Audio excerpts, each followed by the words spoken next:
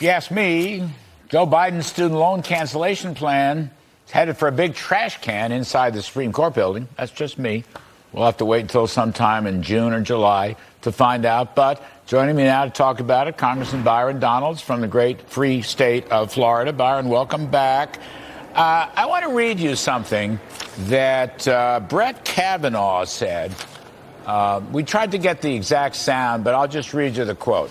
He says the following: "Some of the biggest mistakes in the court's history were deferring to assertions of executive emergency power.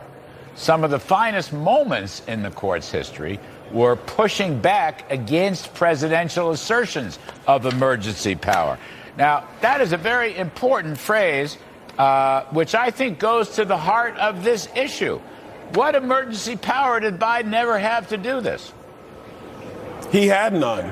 Joe Biden knew that. Democrats knew that. But he did it anyway with a pen and a phone, simply because he's trying to secure votes amongst the electorate. This is obscene policy. He's never had the authority. Listen, Larry, he knew he didn't have the authority, but he did it anyway because his presidency has been awful, and he wanted something to show people that he was, quote unquote, fighting for them. But all he was really doing is, frankly, robbing Peter to pay Paul, which actually sets one of the worst precedents ever in our country. Just a bunch of vote buying, if you ask me. Just a bunch of flat out vote buying. Get the kids' vote, get the students' vote on the eve of the election. But you know what? There's more here. One of your favorites and mine, teachers union leader Randi Weingarten. Okay, I know she's a very close colleague and associate of yours. Here's something. That was a joke, Byron. Here's something that she said yesterday in front of the Supreme Court. Please take a listen. This is what really pisses me off. During the pandemic, we understood that small businesses were hurting, and we helped them, and it didn't go to the Supreme Court to challenge it. Big businesses were hurting, and we helped them, and it didn't go to the Supreme Court to challenge it. Yeah, talk about the difference between normal and crazy. But here's the point. COVID is over.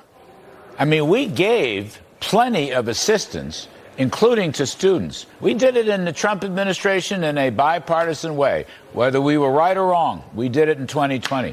Those days are long gone. All that emergency stuff is gone. What is she talking about, Byron? She's absolutely gone crazy berserk with another flawed logic, idea. Well, listen, to Randy, let me help you out here. This is actually quite simple. Congress voted for the PPP program. Congress voted for the EIDL program. They appropriated dollars like under the Constitution, and the president went ahead and executed that like under the Constitution.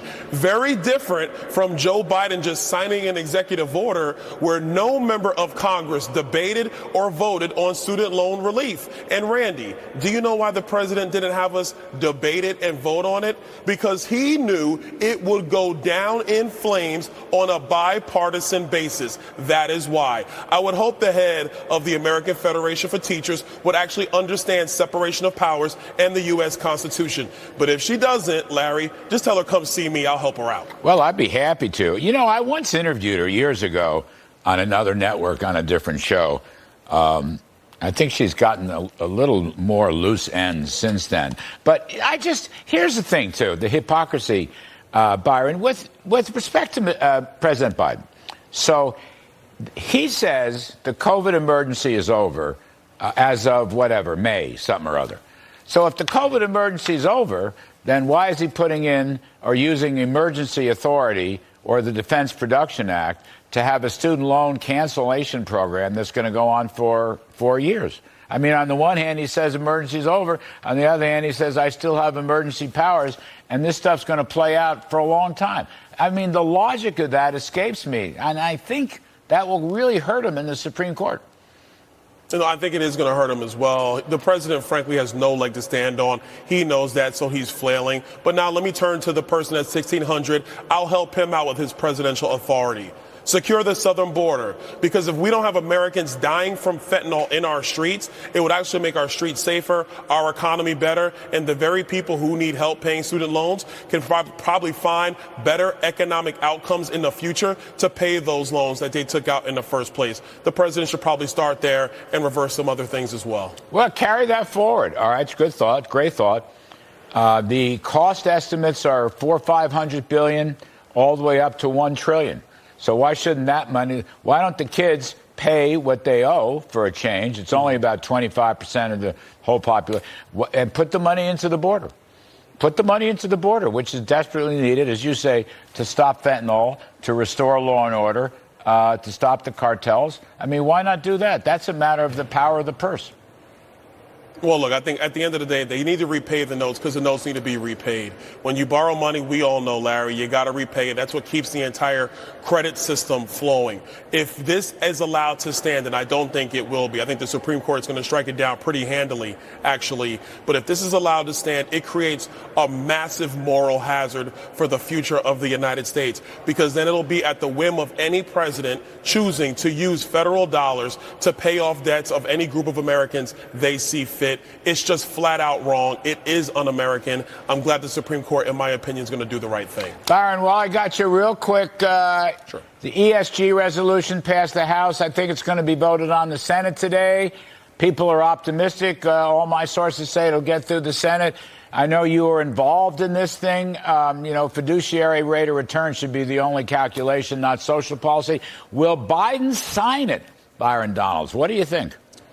Ooh, great question. I'm going to help the president for once.